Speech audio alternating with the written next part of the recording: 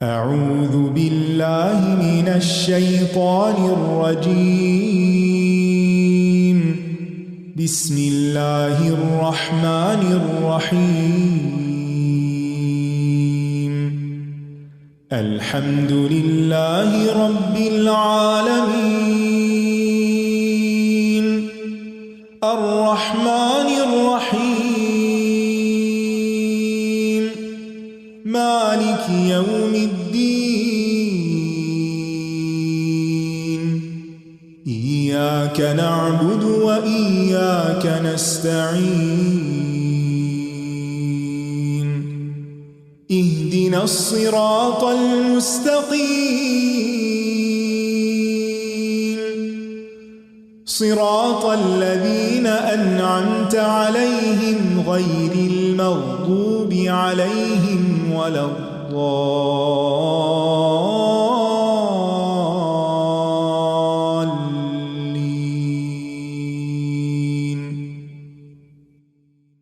اما بعد فاعوذ باللہ من الشیطان الرجیم بسم اللہ الرحمن الرحیم رب اشرح لي صدری ويسر لي امری واحلل عقدۃ من لسانی یفقهوا قولی الحمد للہ علی نعمه المتوالیہ لا نحصی لها عدا ولا نقدر لها حمدا۔ ہر قسم کی تعریف اللہ کے لیے ہے۔ اللہ کی پے در پے نعمتوں پر ہم ان نعمتوں کو شمار نہیں کر سکتے، ہم ان نعمتوں کے مقابلے میں حمد کی طاقت نہیں رکھتے۔ پچھلی دفعہ ہم نے سورۃ فاطر کی آیت نمبر 29 اور 30 کا مطالعہ کیا۔ ہم پڑھ رہے ہیں کتاب اخلاق و حملۃ القرآن، اور اس میں جو مؤلف ہیں وہ قرآن پاک کی آیات کے ساتھ استدلال کر رہے ہیں کہ قرآن پاک کا پڑھنا کس قدر فائدے کی تجارت ہے اور کس قدر بہترین کام ہے۔ تو پچھلی دفعہ ہم نے ان آیات میں پڑھا کہ جو لوگ قرآن پاک کی تلاوت کرتے ہیں اور اس کے احکامات پر عمل کرتے ہیں اور نماز کی پابندی کرتے ہیں، اور جو رزق اللہ نے انہیں دیا اس میں سے ہر حال میں چھپے اور اعلانیہ خرچ کرتے ہیں، ایسے لوگ اللہ کے ساتھ ایسی تجارت کرتے ہیں جس میں خسارے اور نقصان کا کوئی اندیشہ نہیں، بلکہ نفع ہی نفع ہے۔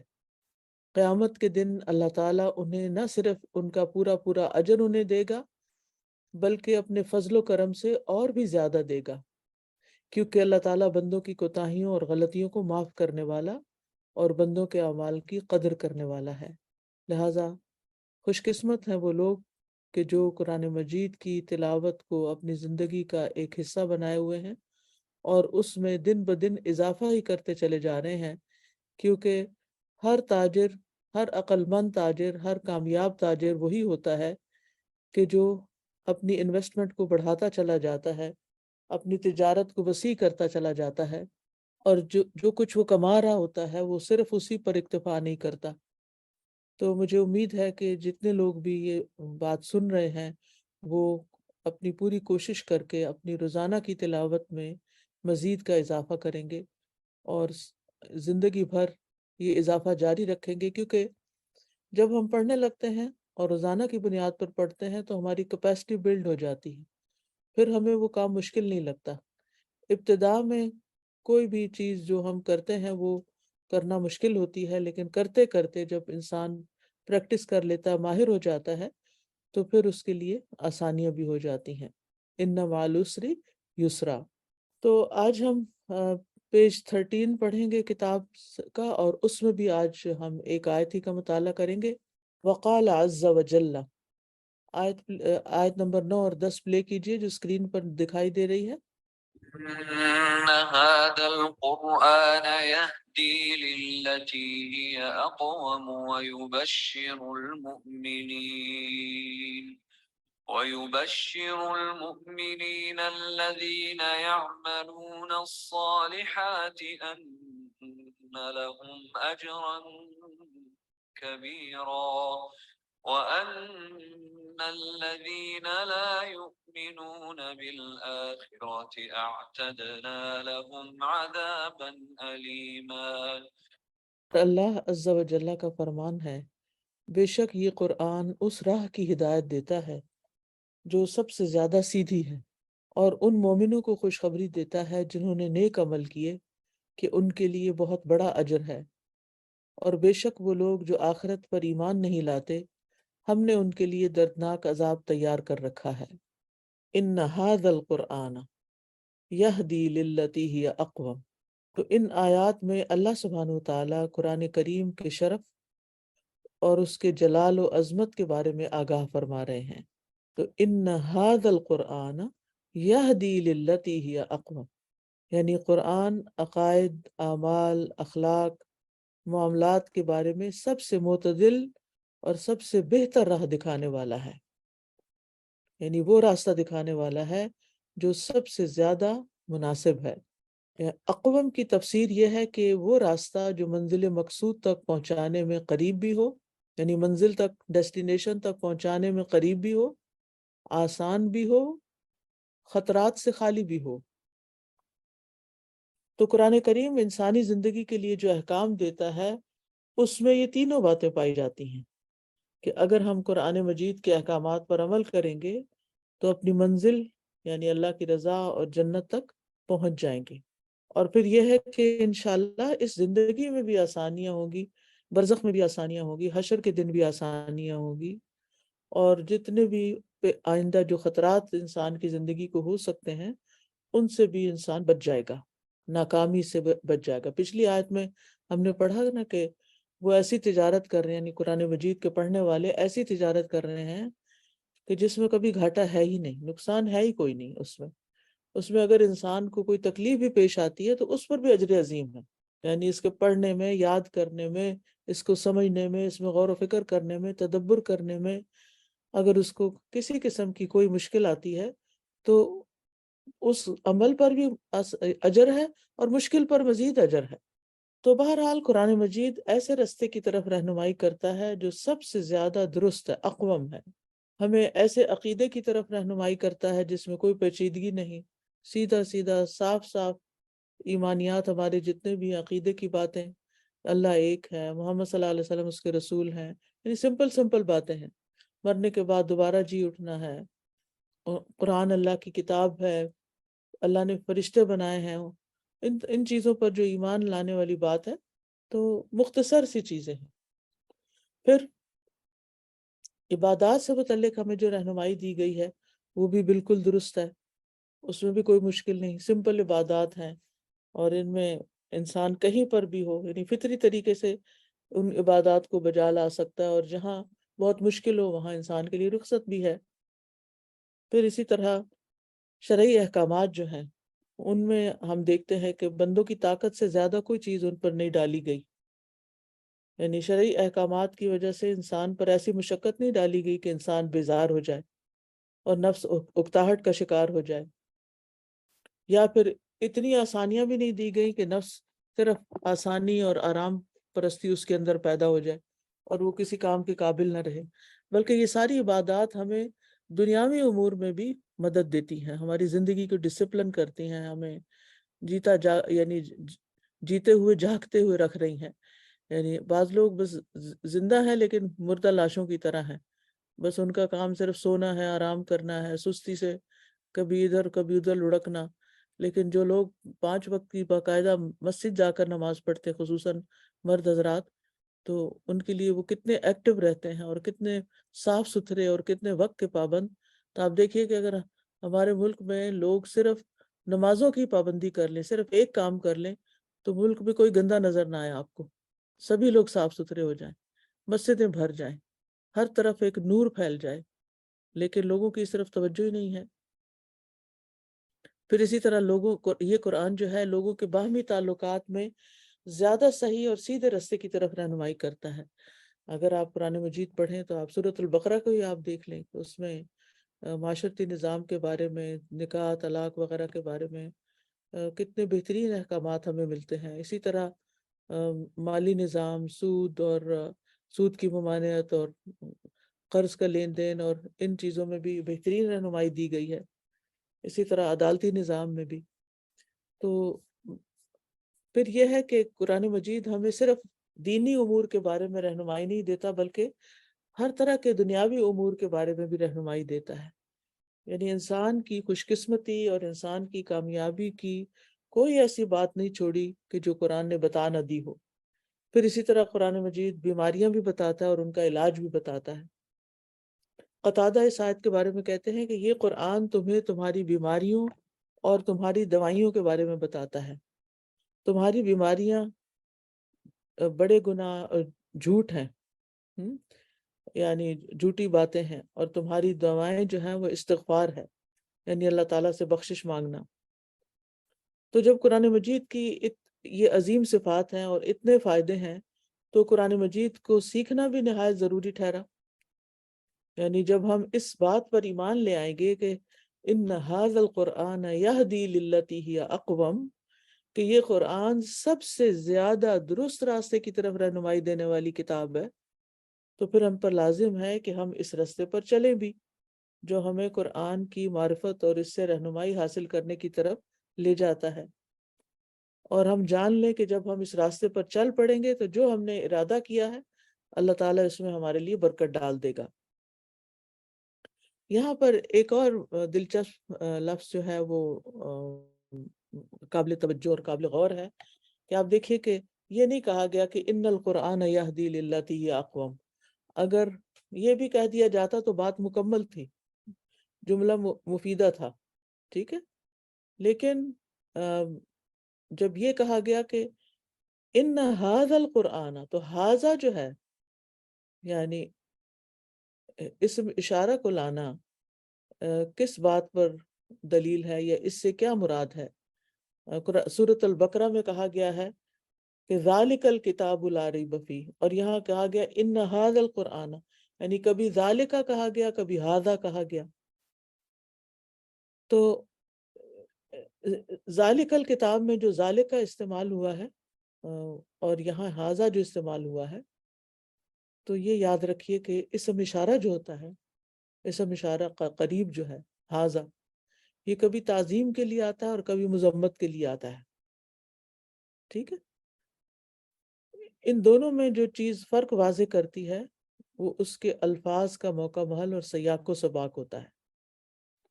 ھذا کا کلمہ اسم اشارہ، یعنی ھذا اسم اشارہ ہے نا، یہ مدح اور تعریف میں استعمال کیا جاتا ہے۔ جیسے کہا جاتا ہے ھذا الذی للمتقین امام، یہ بندہ پرہیزگاروں کا امام ہے، ٹھیک ہے، تو یہ تعریف کے لیے۔ اور کبھی کبھی اس کو مذمت میں بھی استعمال کیا جاتا ہے، جیسے کہ ایک جگہ آتا ہے اھذا الذی بعث اللہ رسولا، اور وہ کہتے ہیں کہ کیا یہ وہی شخص ہے جسے اللہ نے رسول، کیا یہی وہ شخص ہے جسے اللہ نے رسول بنا کر بھیجا؟ یعنی اس کے پاس دنیا کا مال و متاع نہیں ہے تو یہ نبی کیسے ہو سکتا ہے؟ یہاں وہ مذمت کے لیے کہہ رہے تھے۔ اسی طرح ذالکہ جو ہے اسم اشارہ بعید، یہ بھی کبھی تعظیم کے لیے آتا ہے کبھی مذمت کے لیے، ٹھیک ہے۔ اب سورۃ البقرہ میں جو ذالکہ ہے تو وہاں تو اس قرآن کے بلند مقام اور مرتبے کی طرف اشارہ ہے، اور پھر خاص طور پر اس کی جو لوح محفوظ میں ہے جو، تو یہ کتاب جو ہے یہ شک و شبہ سے بالکل دور ہے، برتر ہے، اور اس جیسے کلام تک رسائی حاصل کرنا بھی بعید ہے، اس جیسا کوئی کلام ہی نہیں ہے، ٹھیک ہے۔ جیسے آتا ہے نا وَإِن كُنتُمْ فِي رَيْبٍ مِّمَّا نَزَّلْنَا عَلَىٰ عَبْدِنَا فَأْتُوا بِسُورَةٍ مِّن مِّثْلِهِ وَادْعُوا شُهَدَاءَكُم مِّن دُونِ اللَّهِ إِن كُنتُمْ صَادِقِينَ، کہ اگر تمہیں اس قرآن کے بارے میں شک ہے تو جو ہم نے اپنے بندے پہ نازل کیا تو تم بھی اس جیسی ایک صورت بنا لو، اور اللہ کے سوا اپنے گواہوں یعنی مددگاروں کو بھی بلا لو اگر تم سچے ہو۔ لیکن پھر کیا ہوا؟ کوئی کچھ نہ کر سکا آج تک۔ فَإِن لَّمْ تَفْعَلُوا وَلَن تَفْعَلُوا، اگر تم نے ایسا نہیں کیا تو تم کر بھی نہیں سکو گے۔ یعنی قرآن ایسا کلام ہے جو تمہاری پہنچ سے بھی دور ہے، تم اس تک پہنچ نہیں سکتے، یعنی اس جیسی مثال لانے میں۔ تو یہاں پر ذالک الکتاب جو ہے یہ کہنا اس کے بلند مرتبہ اور بعید ہونے کی طرف اشارہ ہے۔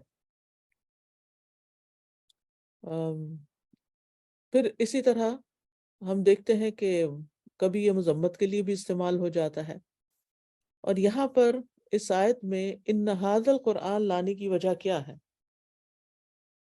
یعنی یہ قریب ہے جبکہ ذالک الکتاب بعید ہے، تو قرآن کی طرف جب اشارہ کرنا مقصود ہو تو اسم اشارہ قریب لایا جاتا ہے، یعنی یہ کتاب جو تمہارے ہاتھوں میں ہے بڑی شان والی ہے، اور یہ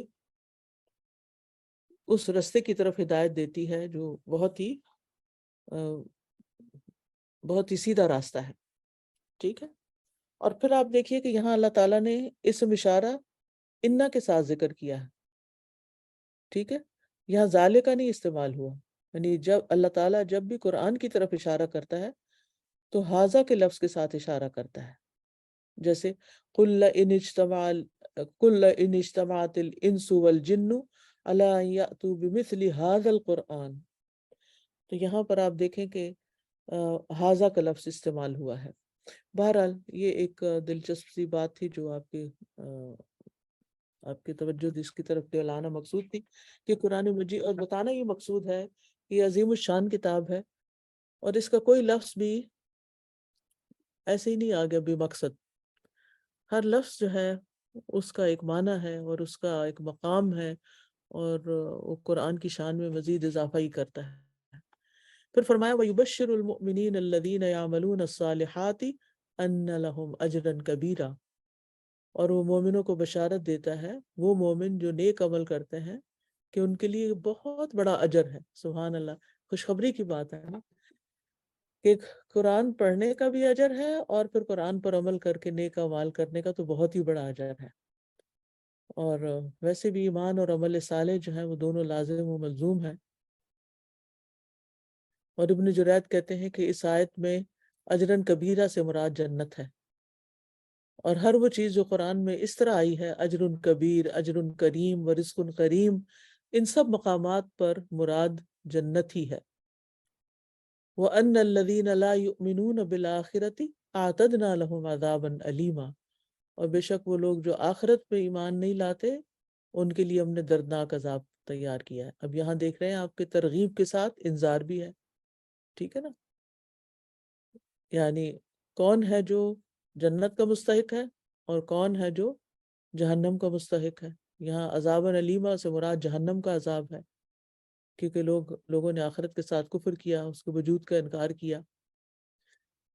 اور علامہ آلوسی کہتے ہیں، وہ مفسر قرآن ہیں، وہ کہتے ہیں کہ قرآن بہت سی چیزوں پر کہ کفار بہت سی چیزوں پر ایمان نہیں لاتے، یعنی اللہ کو نہیں مانتے بعض لوگ، تو بعض فرشتوں کو نہیں مانتے، یا اور اسی طرح. لیکن یہاں آخرت کا ذکر اس لیے خاص کیا گیا ہے کیونکہ یہ بہت بڑا حکم ہے جس پر ان کو ایمان لانے کا حکم دیا گیا تھا. ٹھیک ہے. اور اس لیے بھی آخرت کے پر ایمان لانے کا ذکر ہے کہ آخرت کے دن میں ان کے اعمال اور ان کے بدلے کے درمیان جو بات ہو رہی ہے کہ جو عمل کریں گے ان کے لیے بشارت ہے اور جو نہیں کریں گے ان کی عذاب ہے. تو اس اعتبار سے بھی آخرت ہی کا ذکر زیادہ مناسب تھا. تو بہرحال ان آیات سے ہمیں کیا بات پتہ چلتی ہے؟ نمبر 1 کہ قرآن سب سے سیدھے رستے کی طرف رہنمائی کرنے والا ہے، اور نمبر 2 کہ قرآن خوشخبری دینے والی کتاب بھی ہے اور ڈرانے والی کتاب بھی ہے. جو عمل کریں گے ان کے لیے اجر عظیم ہے، اور جو گمراہ ہوں گے، بھٹکیں گے، اس کو چھوڑ دیں گے تو وہ خود خسارہ اٹھائیں گے، نقصان اٹھائیں گے. اس لیے ہمیں اس کو پڑھتے بھی رہنا چاہیے اور اس پر عمل بھی کرتے رہنا چاہیے. پھر اس کے بعد اگلی آیت ہے وقال عز وجل وَنُنَزِّلُ مِنَ الْقُرْآنِ مَا هُوَ شِفَاءٌ وَرَحْمَةٌ لِّلْمُؤْمِنِينَ وَلَا يَزِيدُ الظَّالِمِينَ إِلَّا خَسَارًا. جزاک اللہ. اور اللہ عز و جل کا فرمان ہے، اور جو ہم قرآن میں سے نازل کر رہے ہیں وہ مومنوں کے لیے تو شفا اور رحمت ہے، اور ظالموں کو وہ خسارے ہی میں اضافہ کرتا ہے. یہاں اب قرآن مجید کے پڑھنے کا ایک اور فائدہ بتایا جا رہا ہے. وَنُنَزِّلُ مِنَ الْقُرْآنِ مَا هُوَ شِفَاءٌ، کہ اللہ تعالیٰ نے اس کتاب میں مومنوں کے لیے شفا رکھی ہے. یعنی یہ بالکل یقینی بات ہے کہ قرآن اپنے عمومی معنی کے لحاظ سے عام شفا پر مشتمل ہے، ظاہری بیماریوں کے لیے بھی اور پوشیدہ بیماریوں کے لیے بھی، روحانی بیماریوں کے لیے بھی اور تمام ترک بیماریوں کے لیے بھی. یعنی قرآن مجید حسی اور ظاہری جو ہمیں نظر آتے ہیں، جو ہمارے جسم پر سامنے، کوئی بخار ہے، کوئی زکام ہے یا کوئی اور اس طرح کی، تو ان بیماریوں کے لیے بھی شفا ہے۔ اور اس کی مثال ایسے ہے جیسے ابو سعید خدری کی حدیث میں آیا کہ انہوں نے ایک قوم کے سردار کو بچھو کے ڈسنے پہ دم کیا تھا اور اسے شفا مل گئی۔ اور جب نبی صلی اللہ علیہ وسلم کو اس کے بارے میں بتایا گیا تو آپ نے فرمایا تمہیں کیسے معلوم ہوا کہ یہ صورت دم بھی ہے؟ ٹھیک ہے، تو یہ کوئی عجیب اور حیران کن چیز نہیں کہ آپ اللہ کا کلام پڑھیں جو اور پھر آپ کو فائدہ نہ ہو۔ وہ اللہ جو تمام چیزوں کا رب ہے اور کن کے ساتھ جو چاہتا ہے کر دیتا ہے۔ تو بعض لوگ اس بات پر شک کرتے ہیں کہ یہ کیسے ممکن ہے کہ ایک کلام کے ساتھ بیماروں کو شفا دی جاتی ہے۔ یہ بات تو عقل تسلیم نہیں کرتی، وہ بڑی بہت غیر معقول سی بات ہے۔ یعنی جو بہت لاجیکل اپروچ رکھنے والے لوگ ہوتے ہیں وہ اس طرح کی باتیں کرتے ہیں۔ تو ایک شخص ایک عالم کے پاس گیا اور کہا کہ میں اس بات کو نہیں مانتا کہ قرآن کے ذریعے علاج ہو سکتا ہے۔ تو عالم نے جواب میں کہا خاموش رہو، تم گدھے کے گدھے ہو۔ تو اس شخص کو بہت غصہ آ گیا۔ یعنی ایک شخص جو اللہ تعالیٰ کے کلام پہ اعتراض کر رہا ہے، تو آپ سوچیں کہ وہ پھر عالم کی بات پہ کیسے غصے سے پاگل ہوا ہوگا۔ تو وہ وہاں سے اٹھ کے جانے لگا، تو کیونکہ وہ عالم کی بات سے بہت بھڑکا ہوا تھا۔ تو عالم نے کہا کہ ایک لفظ نے تمہارے ساتھ کیا کیا ہے، یعنی میں نے تمہیں گدھا کہا ہے اور تم غصے سے اتنے مغلوب ہو گئے کہ یہاں سے ہی بھاگ جانا چاہتے ہو۔ تو اللہ کے کلام کی کیا تاثیر ہوگی جو اللہ سبحانہ وتعالیٰ نے نبی صلی اللہ علیہ وسلم پر نازل کیا۔ یعنی اگر انسان کی بات سے انسان کے پورے جسم میں، رویے میں اتنی تبدیلی آ سکتی ہے، تو کلام اللہ سے کتنی بڑی تبدیلی آ سکتی ہے۔ تو بہرحال یہ بات ہم سب کو یقین سے جاننی چاہیے اور اس پہ یقین کرنا چاہیے، اور جس چیز پہ یقین ہوتا ہے اس پر عمل بھی پھر ہوتا ہے۔ اور وہ یقین کیا کہ قرآن مجید بہترین رقیہ ہے۔ یعنی قرآن مجید کے ساتھ دم کرنے میں نظر بد، جادو، جنوں کے چمٹنے اور اس کے علاوہ بھی جو جسمانی بیماریاں بھی ہوتی ہیں ان سب کے لیے شفا ہے، کیونکہ یہ خبر کہ قرآن شفا ہے عمومی صیغے کے ساتھ آیا ہے، جس میں ساری بیماریاں ظاہری، مانوی، حسی، قلبی، جسمانی سب شامل ہو جاتی ہیں۔ اور سنت سے بھی ہمیں پتہ چلتا ہے کہ قرآن شفا ہے۔ حضرت عائشہ سے مروی ہے کہ رسول اللہ صلی اللہ علیہ وسلم ایک مرتبہ ان کے پاس تشریف لائے تو دیکھا کہ ایک عورت عائشہ رضی اللہ عنہا کا علاج کر رہی ہے یا ان کو دم کر رہی ہے۔ تو آپ نے فرمایا کتاب اللہ یعنی قرآن کے ساتھ اس کا علاج کرو۔ سبحان اللہ، یعنی آپ کا واضح حکم ہے کہ کتاب اللہ کے ساتھ اس کا علاج کرو، عالجیہا بکتاب اللہ۔ تو ہم سب کو اس حکم پر، نبی صلی اللہ علیہ وسلم کے اس حکم پر عمل کرنا چاہیے۔ خود بیمار ہوں، بچے بیمار ہوں، تو اور کچھ نہیں تو سورۃ فاتح ہی پڑھ پڑھ کر ان پر دم کریں، انشاءاللہ فائدہ ہوگا۔ نبی صلی اللہ علیہ وسلم کا فعل بھی تھا، حکم تو ہے ہی، آپ کا فعل بھی تھا۔ حضرت عائشہ کہتی ہیں کہ رسول اللہ صلی اللہ علیہ وسلم جب بیمار پڑتے تو اپنے اوپر معوذات یعنی سورۃ الفلق اور سورۃ الناس پڑھ کر پھونک لیا کرتے تھے اور اپنے جسم پر ہاتھ پھیرتے تھے۔ ٹھیک ہے، پھر جب وہ مرض آپ کو لاحق ہوا جس میں آپ کی وفات ہوئی تو میں وہی معوذات جن سے آپ دم کیا کرتے تھے وہ پڑھ کر آپ پر دم کیا کرتی تھی، اور میں نبی صلی اللہ علیہ وسلم کے ہاتھ کو آپ کے جسم پر پھیر دیتی۔ تو اس سے یہ طریقہ بھی پتہ چل رہا ہے کہ پڑھنے کے بعد آپ ہاتھوں پہ، ہتھیلیوں پہ پڑھ کے پھونک لیں اور پھر ان کو جسم پر ان سے مسح کریں، یعنی ملیں جسم پر، جھاڑیں جسم کو۔ اچھا، ایک اور بات یہ ہے کہ قرآن جو ہے یہ مومن اور کافر دونوں کے لیے جسمانی شفا ہے، یعنی آپ کسی کے ساتھ بھی یہ تجربہ کر سکتے ہیں۔ پچھلے دنوں ایک خاتون نے مجھ سے رابطہ کیا جو اب پی ایچ ڈی کرنے والی ہیں، ڈاکٹر ہیں، وہ کسی میڈیکل کالج میں پڑھاتی ہیں۔ تو وہ پی ایچ ڈی کس میں کریں گی کہ اس بات کا تجربہ کریں گی کہ قرآن شفا ہے اور قرآن کے ساتھ مریضوں کا علاج کس طرح کیا جا سکتا ہے۔ یعنی مختصر عام الفاظ میں خلاصہ بیان کر رہی ہیں۔ تو انہوں نے پھر مجھ سے رابطہ کیا کہ کیا صرف سورۃ فاتحہ پڑھنا، کیونکہ اس کی تو دلیل ملتی ہے، لیکن باقی قرآن کا پڑھنا، جیسے بعض لوگ سورۃ الرحمن پڑھتے ہیں یا کچھ بیچ میں سے چنی ہوئی آیات یعنی سلیکٹڈ آیات جو ہیں ان کا رقیہ بنا کے وہ پڑھتے ہیں۔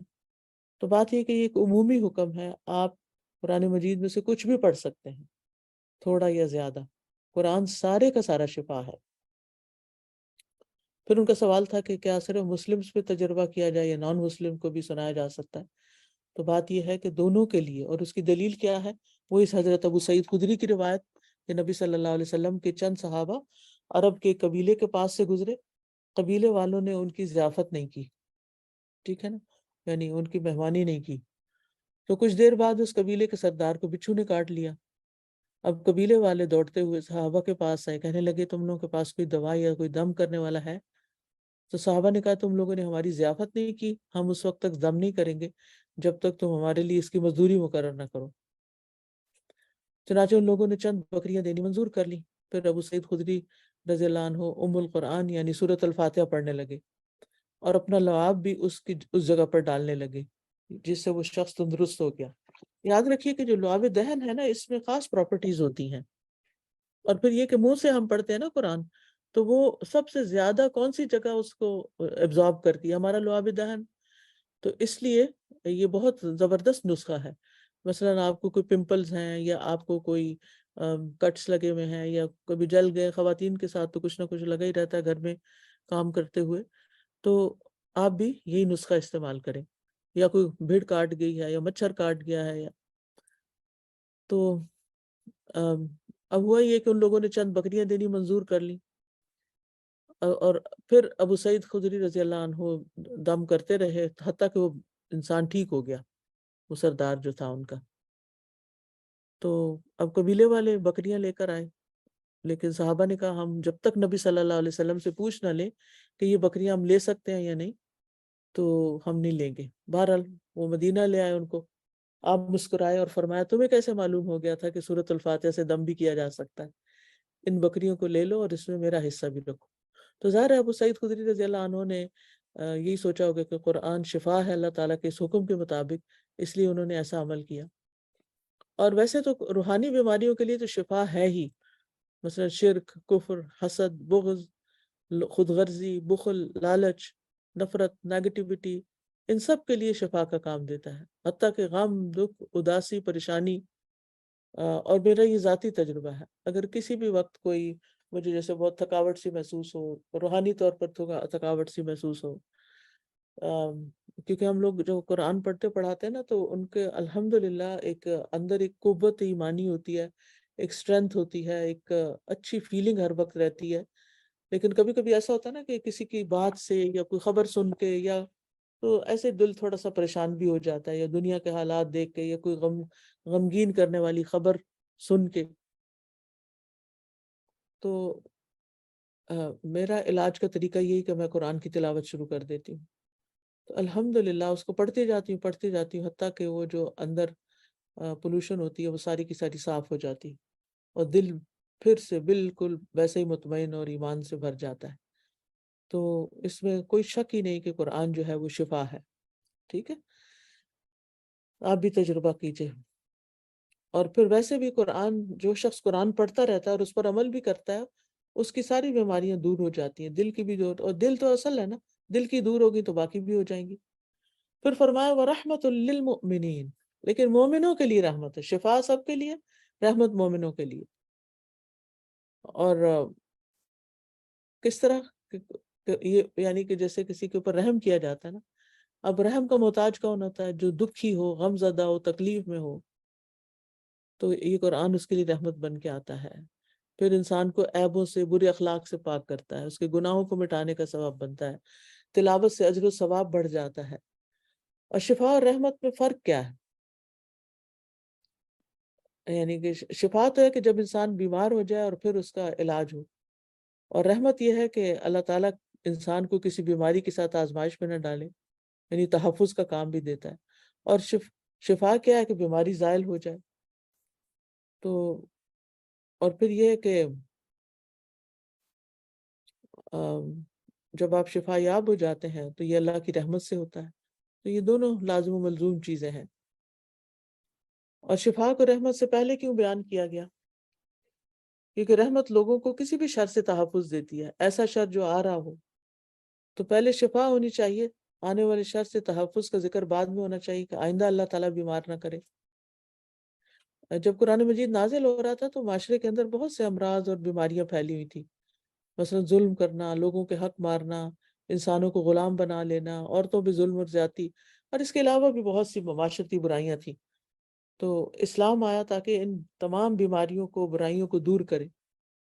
اور پھر رحمت یہ کہ اگر کوئی قرآن پڑھتا رہے گا تو آئندہ ان بیماریوں سے محفوظ رہے گا. اور جب انسان اللہ تعالیٰ کے دین سے غافل ہوتا ہے تو پھر انسان کے اندر یہ بیماریاں سرایت کر جاتی ہیں. اور مومنوں کے لیے خاص طور پر شفا اور رحمت اس لیے بھی ہے کہ مومن ہی اس سے زیادہ فائدہ اٹھاتے ہیں اور اس کی طرف رغبت اور شوق رکھتے ہیں.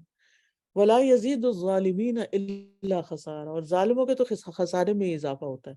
یعنی جو اس کو جھٹلا دیتا ہے، جو اس پر ایمان نہیں لاتا، یا جو اس کو پڑھتا نہیں ہے، جو اس پر عمل نہیں کرتا، تو پھر ان کو تو نقصان ہی نقصان ہوتا ہے. یعنی وہ بہت بڑے ثواب اور اجر سے محروم رہتے ہیں اور شفا اور رحمت سے بھی محروم رہتے ہیں. مجاہد اور قتادہ کہتے ہیں جو بھی قرآن کے ساتھ مجلس اختیار کرتا ہے تو جب وہ اٹھ کر جاتا ہے یا تو وہ اضافے کے ساتھ اٹھتا ہے یا کمی کے ساتھ. یہ اللہ کا وہ فیصلہ ہے جو اس نے فیصلہ کیا کہ یہ ایمان والوں کے لیے سراسر شفا اور رحمت ہے اور ظالموں کو خسارے کے سوا کسی چیز میں اضافہ نہیں کرتا. اور اسی طرح ایک اور جگہ پر آتا ہے سورۃ فصلت میں کہ قرآن مومن کے لیے شفا ہے اور ہدایت، اور غیر مومن کے لیے ایک بوجھ ہے. قُلْ هُوَ لِلَّذِينَ آمَنُوا هُدًى وَشِفَاءٌ وَالَّذِينَ لَا يُؤْمِنُونَ فِي آذَانِهِمْ وَقْرٌ وَهُوَ عَلَيْهِمْ عَمًى. تو اس آیت سے کیا بات پتہ چلتی ہے کہ قرآن روحانی اور جسمانی بیماریوں کے لیے شفا ہے. قرآن کے ہر حرف میں شفا ہے، اور ضروری نہیں کہ صرف بعض حصوں میں شفا اور باقی نہیں پڑھنے چاہیے. اور کسی بھی قسم کی بیماری رب کے کلام کا مقابلہ ہی نہیں کر سکتی، وہ وہاں ٹھہر ہی نہیں سکتی. کیونکہ قرآن مجید میں آتا نا کہ لو انزلنا هذا القرآن على جبل لرأيته خاشعا متصدعا من خشیت اللہ. اگر یہ پہاڑوں پہ نازل ہوتا، زمین پہ نازل ہوتا تو اس کو بھی ریزہ ریزہ کر دیتا. لیکن اصل بات یہ کہ کون یقین کرتا ہے اور کون نہیں. تو مکمل یقین سے قرآن سے شفا حاصل ہوتی ہے. اگر آپ سمجھتے ہیں کہ آپ کو شفا ہوگی تو آپ کو واقعی شفا انشاءاللہ ہوگی. اور اگر آپ پتہ نہیں بس تجربہ کریں یا ٹیسٹ کریں کہ پتہ نہیں ہوتی ہے کہ نہیں، تو پھر وہ ویسا ہی ہوتا ہے جیسے انسان سوچتا ہے. مضبوط یقین کے ساتھ اور قبولیت کی امید رکھتے ہوئے انسان اگر پڑھے تو فائدہ ہوتا ہے. اور اسی طرح یہ ابن الجوزی کہتے ہیں جو اللہ کی کتاب سے شفا طلب نہیں کرتا وہ ہمیشہ بیمار ہی رہتا ہے. اور یہ بھی کہا جاتا ہے کہ قرآن سے شفا حاصل نہ کرنا قرآن کو چھوڑ دینے کے مترادف ہے. یعنی قرآن کو چھوڑ دینے کی وہ آتا ہے نا وقال الرسول یا رب ان قوم اتخذوا هذا القرآن مہجورا، اور رسول کہے گا اے میرے رب بے شک میری قوم نے اس قرآن کو چھوڑ دیا تھا، چھوڑا ہوا بنا رکھا تھا. تو قرآن کو چھوڑ دینے کی اقسام میں سے یہ ہے کہ اس کے ساتھ دل کی بیماریوں اور تمام بیماریوں سے شفا حاصل کرنے کے عمل کو چھوڑ دیا جائے. تو یہ ہر طرح کی نفسیاتی، ذہنی بیماریوں کے لیے شفا ہے. ٹھیک ہے. وقال عز وجل، سورۃ یونس کی آیت پڑھی. يا أيها الناس قد جاءتكم موعظة من ربكم وشفاء لما في الصدور وهدى ورحمة للمؤمنين. یہاں آپ دیکھ رہے ہیں کہ واضح فرق آ گیا ہے، الناس بھی اور المؤمنین بھی. اللہ عز و جل کا فرمان ہے اے لوگو یقیناً تمہارے پاس تمہارے رب کی طرف سے ایک نصیحت آ چکی ہے تمام لوگوں کے لیے، اور وہ شفا ہے اس کے لیے جو سینوں میں ہے. ٹھیک ہے. تو تمام مومن ہو غیر مومن ہو سب کے لیے شفا ہے اور نصیحت. لیکن مومنوں کے لیے ہدایت اور رحمت ہے. ایمان لانے والے اور نہ لانے والوں کے لیے فائدے کا فرق ہو گیا. ایمان والوں کے لیے زیادہ فائدہ ہے. تو قرآن سارے انسانوں کو خطاب کر رہا ہے آپ. اور پھر یہ کہ خطاب کر کے قد جاءتکم موعظۃ، موعظہ کا لفظ واعظ سے ہے، واعظ کا مطلب ہوتا ہے انجام کو یاد کرانا، چاہے رغبت دلا کے چاہے ڈرا کے، اور واعظ جو ہوتا ہے نا ڈاکٹر کی طرح ہوتا ہے، وہ مریض کو تسلی بھی دیتا ہے اور ایسی چیز سے منع بھی کرتا ہے جو اس کے لیے نقصان دہ ہوتی ہے، اور واعظ ایسی نصیحت کو کہتے ہیں جس سے دل نرم ہوتا ہے۔ امام راغب کہتے ہیں کہ واعظ کا معنی ہے کسی کام سے منع کرنا جس کے ساتھ ڈرانا بھی شامل ہو، گویا یہ کتاب نرمی اور سختی ہر طرح سے سمجھا کر انسان کی اصلاح کرتی ہے۔ اور ہم پڑھتے ہیں جب قرآن تو پتہ چلتا ہے کہ قرآن میں ترغیب بھی ہے ترہیب بھی ہے، یعنی رغبت بھی دلائی گئی ہے اور ڈرایا بھی گیا ہے۔ اسی طرح قرآن فواحش اور منکرات سے منع کرتا ہے، اور یہ اللہ تعالیٰ کی طرف سے، من ربکم کا مطلب ہے تمہارے رب کا کلام ہے، رب کی طرف سے آیا ہے، اس سے یقین میں اور اضافہ ہوتا ہے۔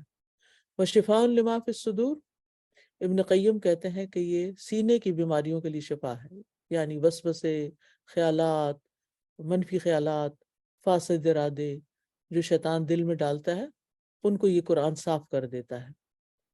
اور سینے کا خاص طور پر ذکر کیا گیا ہے کیونکہ یہاں دل اور پھیپھڑے وغیرہ ہیں ہمارے جو قرآن سے براہ راست متاثر ہوتے ہیں۔ اور پھر یہ ہے کہ چونکہ سینے میں دل ہے تو اس وجہ سے اس کی بھی ایک عظمت ہے، سینے کی بھی، اور یہ انسان کے جسم میں سب سے بہترین جگہ ہے۔ پھر اسی طرح ہے کہ دل کے دوا، دل کے جو ہیں وہ امراض جو ہیں وہ دو بڑے امراض ہیں، یہ آپ لوگوں کو خاص طور پر نوٹ کر لینا چاہیے۔ نمبر ایک، شکوک و شبہات کی بیماریاں جس میں انسان کے عقیدے اور ایمان میں خرابی پیدا ہوتی ہے، اور دوسری ہے خواہشات، شہوات، لذات، یہ انسان کے ارادے اور عمل میں عیب کا باعث بنتی ہے۔ یعنی جو انسان لذات کو حاصل کرنے میں جیتا ہے اور صرف کمفرٹ چاہتا ہے اور صرف عیش و عشرت چاہتا ہے زندگی میں، صرف وہ کرتا ہے جو اس کا دل چاہتا ہے، مزے، یعنی صرف کھاتا ہے تو مزے کے لیے، سوتا ہے تو مزے کے لیے، انٹرٹینمنٹ مزے کے لیے، ہر وقت اسکرین کے ساتھ چمٹے رہنا اور لوگوں کے ساتھ باتیں تو مزے کے لیے، بس وہ کام کرتا ہے جس میں اس کو مزہ آتا ہے، تو یہ بھی بیماریاں ہیں انسان کے لیے، ان سے نجات بھی قرآن کے ذریعے ہی ہوتی ہے۔ پھر اسی طرح شک، تکبر، حسد، نفاق، بغض، ہم و غم، یہ تمام چیزیں بھی بیماریاں ہیں سینوں کی، اور اسی طرح پریشانی، غم، بے قراری، ان سب کے لیے شفا ہے۔ اور دلوں کے لیے قرآن سے بڑھ کر زیادہ اثر رکھنے والی، شفا والی کوئی چیز نہیں ہے۔ یعنی اگر کسی کو بھی کوئی سٹریس ہے، کوئی مینٹل ایشوز ہیں، کوئی پریشانی ہے، کوئی ڈپریشن ہے، تو قرآن کے وعظ سے زیادہ کوئی وعظ مؤثر نہیں، اس کی نصیحت سے زیادہ کوئی نصیحت قوی نہیں، اور اس کی شفا سے بڑھ کر کسی اور چیز میں شفا نہیں، اور جو اس سے شفا حاصل نہیں کرتا وہ پھر کسی اور چیز سے شفا نہیں پاتا۔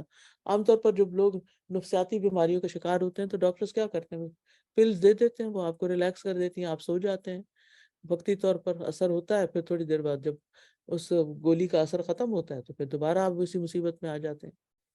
لیکن اتنا ہی اگر آپ مستقل طور پر قرآن کے ساتھ رابطہ رکھیں، قرآن پڑھتے رہیں، سنتے رہیں، قرآن کی مجالس میں جانا شروع کریں، قرآن پڑھیں اور پڑھائیں، تو انشاءاللہ سارے مسائل حل ہو جائیں گے۔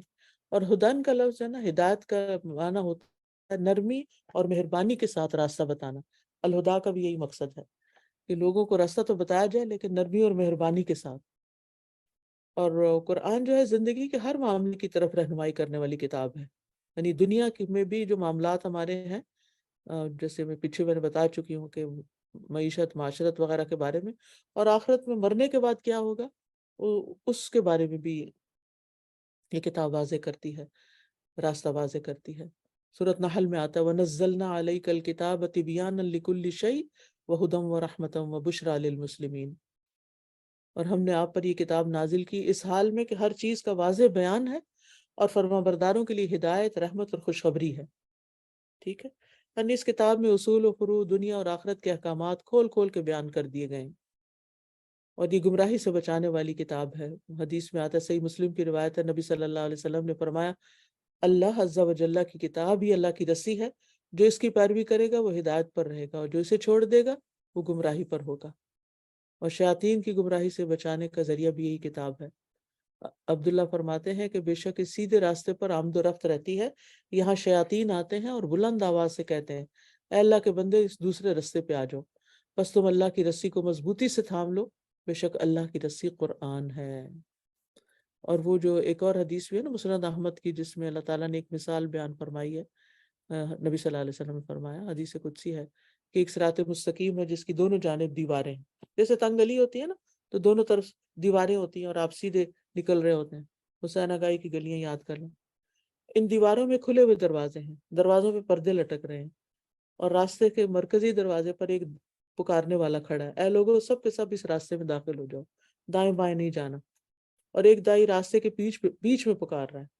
جب کوئی شخص ان میں سے کوئی دروازہ کھولنا چاہتا ہے تو اس سے کہتا ہے تمہاری بربادی سے مت کھولنا، اس لیے کہ اگر تم نے اسے کھول لیا تو اس میں داخل ہو جاؤ گے۔ تو پھر اس کی وضاحت بھی فرمائے گی کہ صراط سے مراد اسلام ہے، دیواروں سے مراد اللہ تعالیٰ کی حدود ہیں، اور کھلے ہوئے دروازے اللہ تعالیٰ کی حرام کردہ چیزیں ہیں۔ دیواریں حدود ہیں، رستہ اسلام ہے، کھلے ہوئے دروازے اللہ تعالیٰ کی حرام کردہ چیزیں ہیں، اور راستے کے مرکزی دروازے پر جو دائی ہے وہ اللہ کی کتاب ہے، اور راستے کے عین بیچ میں جو دائی ہے وہ ہر مسلمان کے دل میں اللہ کا ایک واعظ ہے، یعنی ہمارا ضمیر ہے، اسے ضمیر کہیں یا دل کی آواز کہیں، کہ جو ہمیں ساتھ ساتھ ہماری رہنمائی کرتی ہے۔ اور پھر رحمت للمؤمنین پیچھے بھی ہم پڑھ چکے ہیں کہ جو شخص اس کتاب سے ہدایت حاصل کرتا ہے تو وہ پھر اس کے لیے رحمت کا باعث بن جاتی ہے، اسے برائیوں سے بچانے کا باعث بن جاتی ہے، اور جو کتاب کو تھام لیتے ہیں وہ بھی اللہ تعالیٰ کی رحمت میں داخل ہو جاتے ہیں۔ اور فَأَمَّا الَّذِينَ آمَنُوا بِاللَّهِ وَاعْتَصَمُوا بِهِ فَسَيُدْخِلُهُمْ فِي رَحْمَةٍ مِّنْهُ وَفَضْلٍ وَيَهْدِيهِمْ إِلَيْهِ صِرَاطًا مُسْتَقِيمًا۔ تو جو لوگ اللہ پر ایمان لائے اسے مضبوطی سے تھام لیے، یعنی قرآن کو، تو انہیں عنقریب وہ انہیں اپنی خاص رحمت اور فضل میں داخل کرے گا اور انہیں سیدھے راستے کی طرف ہدایت دے گا۔ پھر سورۃ الانعام میں آتا ہے وَهَذَا كِتَابٌ أَنزَلْنَاهُ مُبَارَكٌ فَاتَّبِعُوهُ وَاتَّقُوا لَعَلَّكُمْ تُرْحَمُونَ۔ اور یہ ایک کتاب ہے جسے ہم نے نازل کیا، بڑی برکت والی ہے، بس اس کی پیروی کرو اور بچ جاؤ تاکہ تم پہ رحم کیا جائے۔ اسی طرح تلاوت قرآن کی وجہ سے رحمت گھروں کو ڈھانپ لیتی ہے، یعنی جو لوگ اللہ کے گھروں میں سے، حدیث میں آتا ہے، صحیح مسلم کی حدیث ہے، جو لوگ اللہ کے گھروں میں سے کسی گھر میں اللہ کی کتاب کی تلاوت کرتے ہیں اور اس کی تعلیم میں مصروف ہوتے ہیں، ان پہ سکینت نازل ہوتی ہے، رحمت انہیں ڈھانپ لیتی ہے، فرشتے انہیں گھیر لیتے ہیں، اور اللہ تعالیٰ ان کا ذکر اپنے پاس موجود فرشتوں میں کرتے ہیں۔ سبحان اللہ، کتنی خوشخبری ہیں۔ تو آپ کے ہر گھر کے اندر قرآن کی مجلسیں ہونی چاہیے، باہر سے لوگ اپنے نیبرز کو بھی بلا لیں، نہیں تو اپنے گھر کے بچوں کو جمع کر کے مجلس کیا کریں، اکٹھے بیٹھ کے پڑھا کریں، چاہے ناظرہ پڑھ رہے ہیں اور اس کے معنی بتا رہے ہیں، چاہے چھوٹا چھوٹا حلقہ ہو، کچھ بھی ہو، یعنی تلاوت اور تعلیم دونوں کا ذکر ہے یہاں، یہ یاد رکھیے۔ یتلون کتاب اللہ و یتدارسونہ بینہم، یہ ہینڈ ان ہینڈ جاتے ہیں، دونوں چیزیں ساتھ ساتھ ہوتی ہیں۔ تو اگر ہر گھر میں یہ سلسلہ شروع ہو جائے تو کیسی کیسی سکینت نازل ہو۔ اللہ نزلت علیہم السکینہ۔ ہم سوچتے ہیں کہ صرف ٹیپ ریکارڈر آن کر کے تلاوت لگی ہوئی ہے تو بس کافی ہے، نہیں، یتلون کتاب اللہ و یتدارسونہ بینہم ہے۔ تو اور پھر یہ ہے کہ فرشتے اس گھر کو گھیر لیتے ہیں، اور پھر اللہ تعالیٰ ان لوگوں کے پاس ان کا ذکر کرتے ہیں جو یعنی جو فرشتے ہیں، یعنی ان لوگوں کا جو یہ قرآن کے ساتھ یہ معاملہ کرتے ہیں ان کا ذکر فرشتوں کی مجلس میں ہوتا ہے۔ آپ دنیا میں نہیں، اللہ کے فرشتوں میں مشہور ہو جاتے ہیں۔ اللہ کی رحمت کی بدولت گھروں سے شیاطین بھاگ جاتے ہیں۔ رسول اللہ صلی اللہ علیہ وسلم نے فرمایا تم اپنے گھروں کو قبرستان نہ بناؤ، کیونکہ شیطان اس گھر سے بھاگ جاتا ہے جس گھر میں سورۃ البقرہ کی تلاوت کی جاتی ہے۔ تو یہ تھا آج کا ہمارا لیسن جو مکمل ہوا اللہ کے فضل سے۔ انشاءاللہ نیکسٹ ویک آگے ہم اللہ نے چاہا تو مزید پڑھیں گے۔ سبحانک اللہم و بحمدک، اشہد ان لا الہ الا انت، استغفرک و اتوب الیک۔ السلام علیکم و رحمۃ اللہ وبرکاتہ۔